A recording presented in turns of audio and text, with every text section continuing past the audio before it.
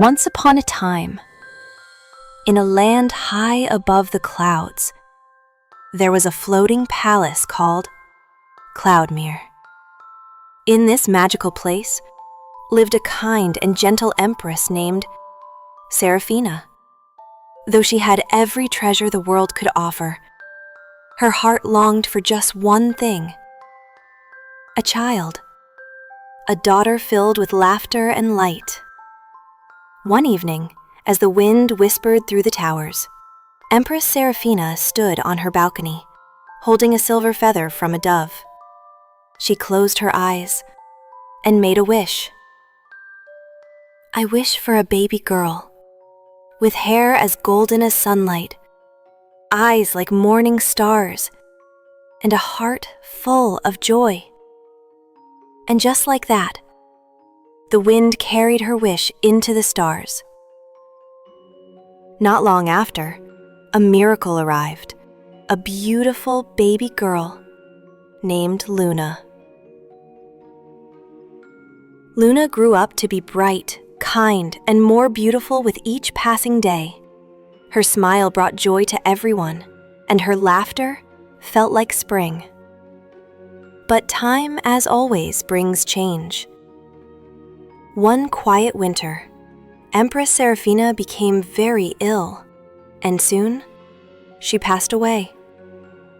The emperor, lost in sorrow, married again, a woman named Lady Nera. She was elegant and graceful, but her heart was full of envy. Every morning, Lady Nera would ask her magical crystal orb of echoes, who shines most beautifully in all the land? And the orb would always whisper, "You, Lady Nera, you are the fairest." Until one day, the answer changed. "Forgive me, my lady, but Luna's light is brighter." Lady Nera was furious. Jealousy clouded her heart. She summoned her dark hawk, Vorn, and with cold eyes, she gave a terrible order: "Take Luna far into the crystal forest and leave her there forever." Vorn, though loyal, could not bring himself to harm Luna. He carried her carefully through the skies and gently placed her in the heart of the glowing forest. Luna wandered through the sparkling trees, scared but brave. And soon, the creatures of the woods came to her. They led her to a cozy little home under a hill.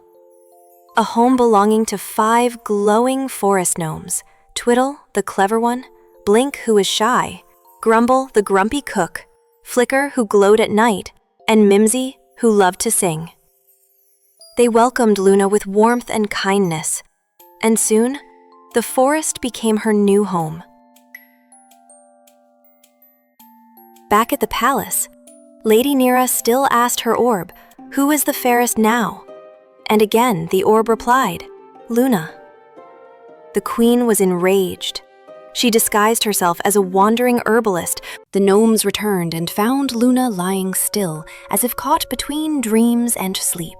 With tears in their eyes, they placed her in a crystal cradle beneath the moonlight and waited, hoping for a miracle. Far away, a young prince named Kale heard whispers of a girl in the forest, a girl he had seen once in a dream. He rode his sky deer through the stars until he found her, sleeping in the crystal glade. With gentle care, he knelt beside her and whispered, "Wake, Luna, the world needs your light." And then he kissed her.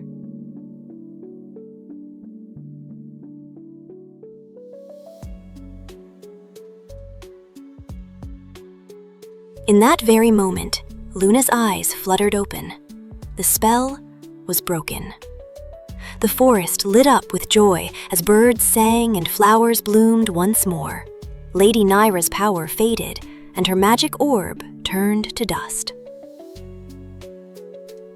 Luna returned to Cloudmere with Prince Kale.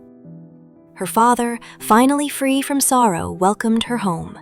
There was a magical wedding in the sky, with fireworks and floating lanterns, as Luna and Kale were crowned, queen and king of the skies. The gnomes danced in celebration, and the kingdom was filled with peace once again.